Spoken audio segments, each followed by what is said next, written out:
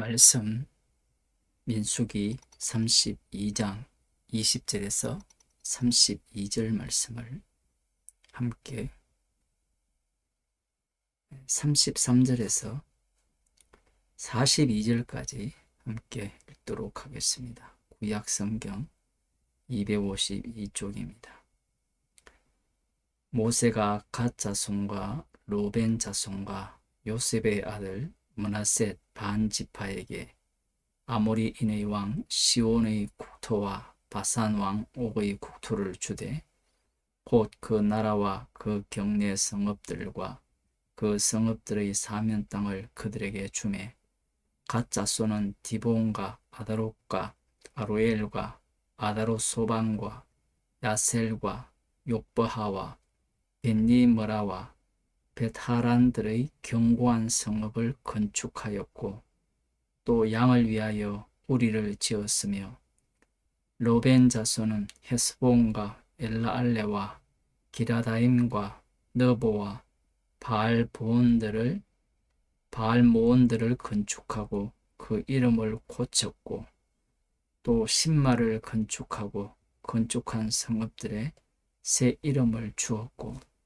므낫세의 아들 마길의 자손은 가서 길랏을 쳐서 취하고 거기 있는 아모리인을 쫓아내매 모세가 길랏을 므낫세의 아들 마길에게 주매 그가 거기 가하였고 므낫세의 아들 야일은 가서 그 촌락들을 취하고 하봇 야일이라 칭하였으며 노바는 가서 그낙과 그 향촌을 취하고 자기 이름을 따라서 노바라 칭하였더라.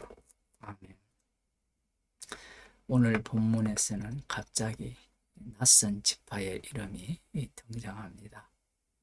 분명 앞서서 각 자손과 로벤 자손이 요단 동편 땅을 기업으로 달라고 요청을 했습니다. 그런데 막상 모세가 그 기업을 줄 때에는 므낫세 반 지파가 여기에 포함되어 있다는 사실입니다. 그래서 많은 사람들이 이 므낫세 반 지파가 왜 갑작스럽게 이름이 나오느냐 여러 가지 추론을 해요. 어쩌면 이 로벤 자손과 함께 하지 않았겠느냐 그런 이야기도 하고 제가 보기에는 이런 겁니다. 모세가 걱정한 것이 어떤 것이었느냐라고 하면 각과 로벤 자손이 요단 서편으로 건너지 않겠다라고 함으로 말미암아 나머지 10지파가 낙심하여서 모두가 다 건너지 않겠다라는 그러한 마음을 먹는 것이었죠. 다행이라고 해야 될까요?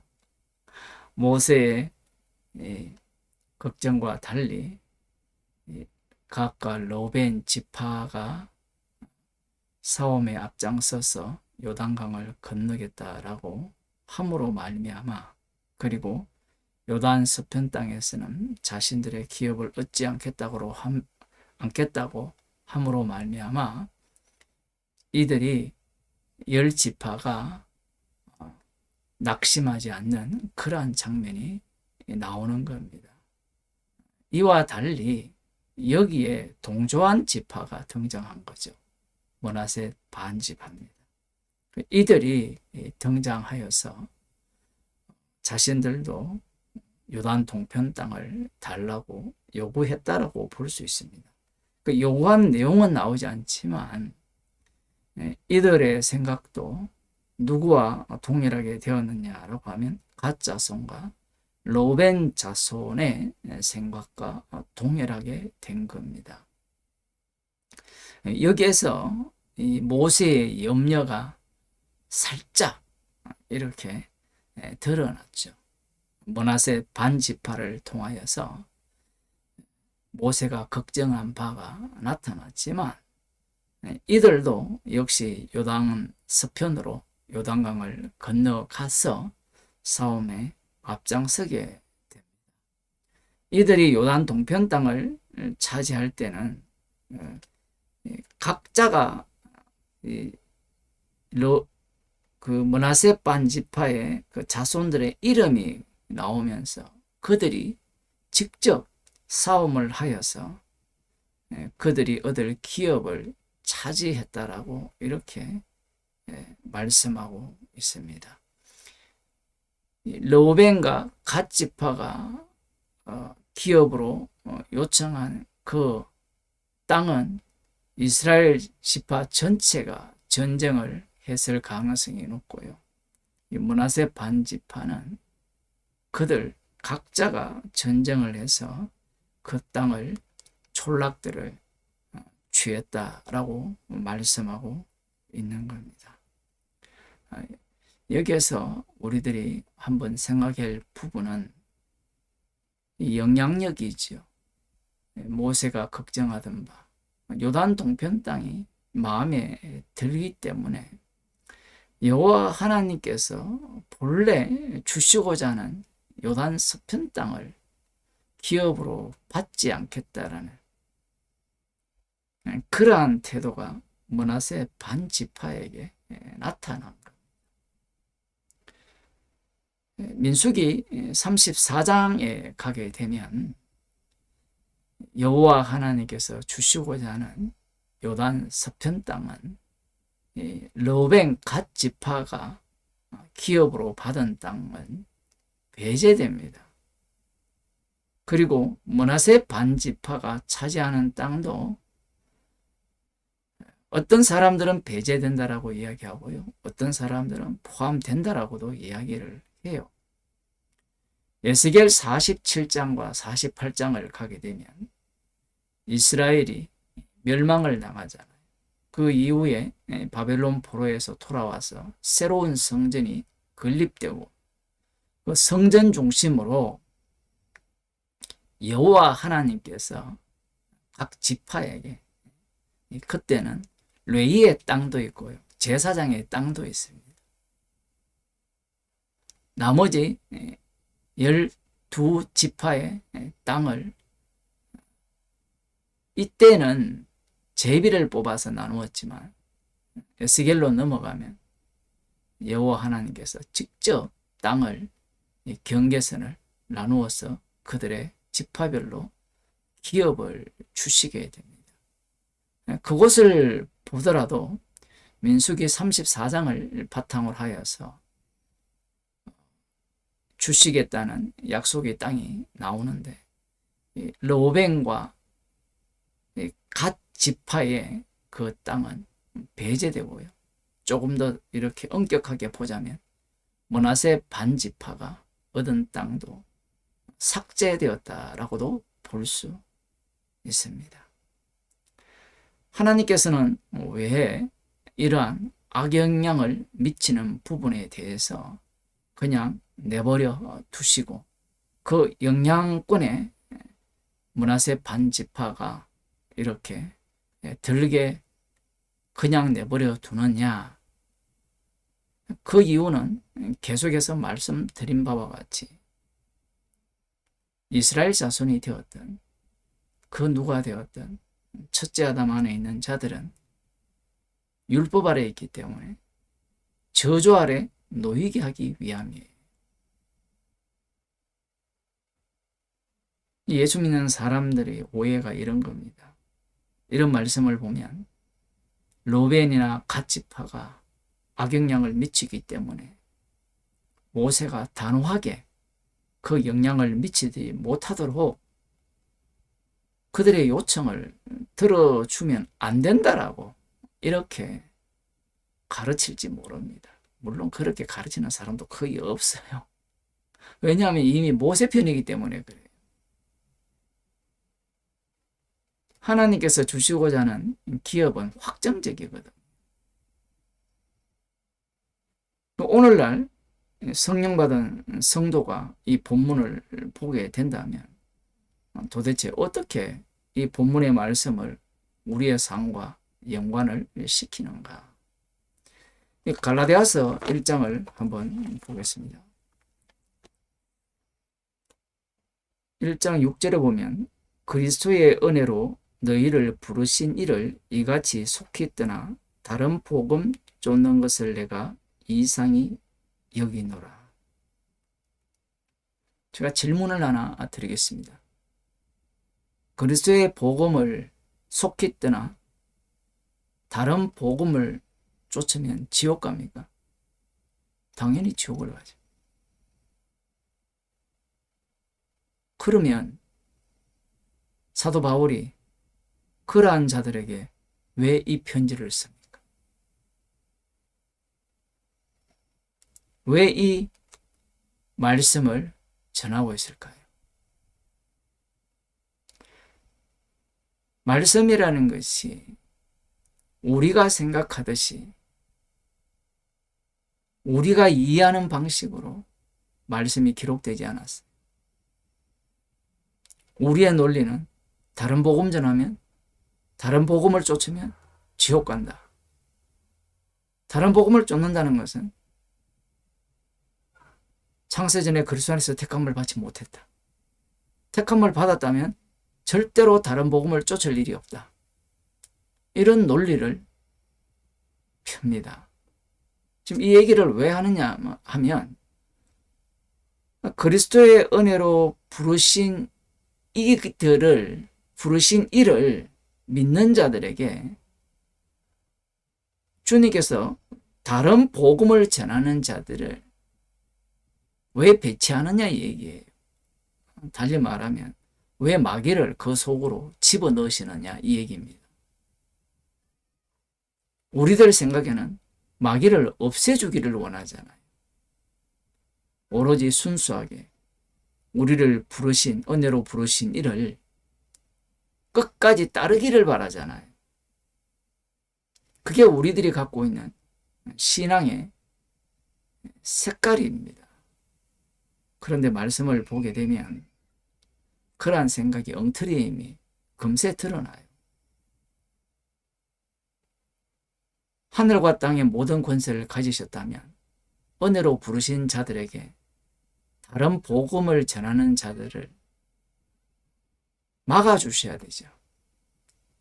막아줄 뿐만 아니라 이미 사망에서 생명으로 옮겼다면 다른 복음을 쫓지 않게 하셔야 되죠. 이미 구원받았다면, 확신을 갖고 있다면 어떻게 다른 복음을 쫓겠습니까? 그게 우리들의 논리예요.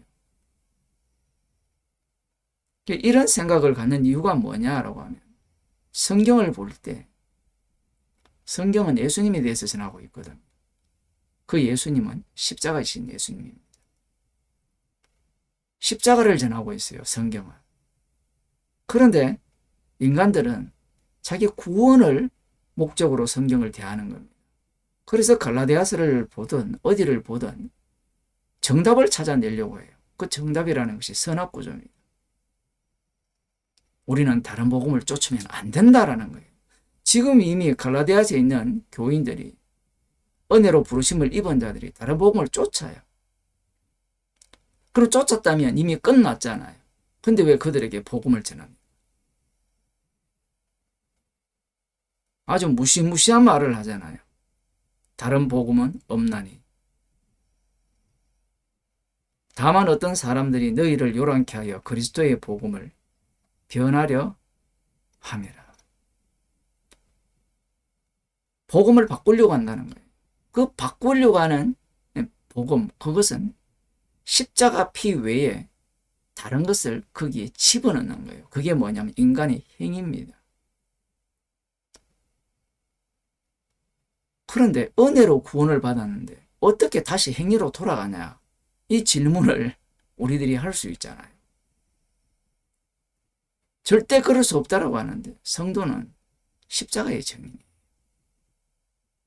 물론 사도 바울이 이 책망의 말씀을 이렇게 전할 때 듣지 않는다면, 마음을 강팍해 한다면 십자가 앞에 죄인으로 상한 심령이 되지 않는다면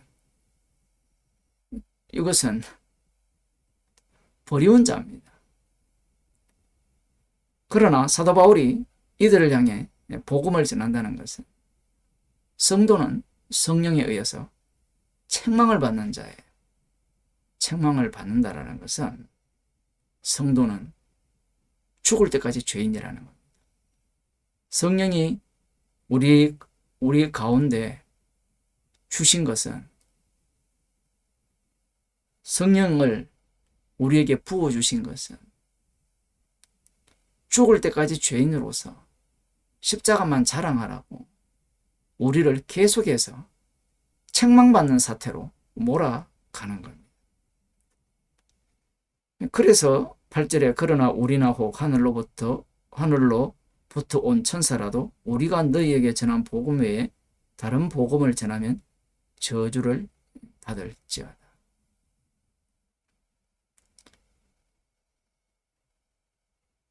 이 말씀에 아멘하는 자들이 성도예요.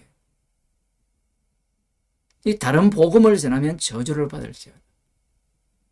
우리 자신이 어떻습니까? 다른 복음을 수시로 전하지 않나요?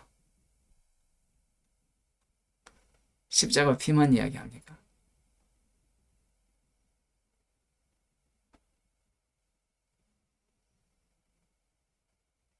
말씀 앞에 우리는 쪼개져야 돼요. 책망을 받아야 됩니다. 이러한 말씀을 보면서 나는 저주받지 않는 자리로 가겠다. 그러한 자들로 교회가 가득 차 있습니다.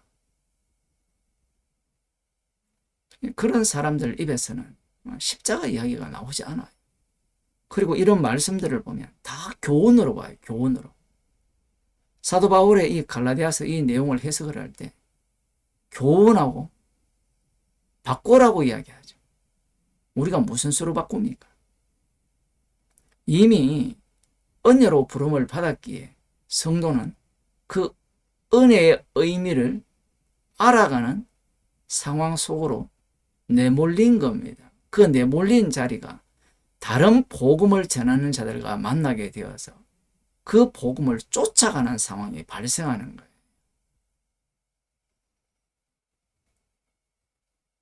우리는 다른 복음 쫓아가니까 지옥 간다. 사도 바울이 그런 식으로 대하지 않죠. 물론 그 선언은 합니다. 그러나 사도 바울은 주님의 복음을 전하는 주님의 증인이에요. 성도도 마찬가지고. 문제는 주님께서는 우리의 몸을 통하여 십자가에서 다 이루신 것만 남기기를 원해요. 그런데 인간은 거기에 행위를 집어넣으려고 하는 겁니다. 그 행위 중에 하나가 무엇인가 하면 다른 복음을 쫓는 것도 행위지만요. 나는 다른 복음을 쫓지 않겠다라는 것도 이거는 이런 인간들은 책망을 받을 수가 없어요. 물론 성령께서 임하시면 책망을 하면 책망을 받겠지만 그러한 자들이 가장 강팍한 자들.